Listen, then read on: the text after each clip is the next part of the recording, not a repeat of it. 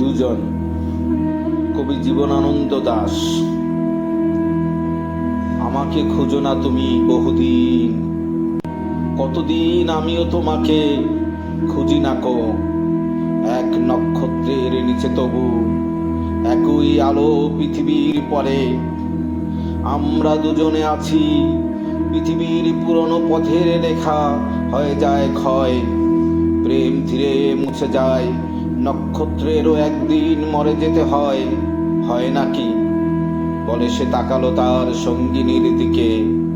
আজ এই মাঠ সূর্য সহধর্মী অঘ্রাণ কার্তিকে, প্রাণ তার ভরে গেছে।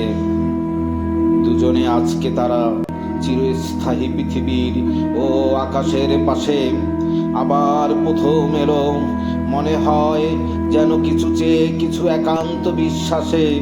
লালচে হলদে পাতা অনুষঙ্গে জাম বট অশ্বত্থের শাখার ভিতরে অন্ধকারে নড়ে চড়ে ঘাসের উপর ঝরে পড়ে।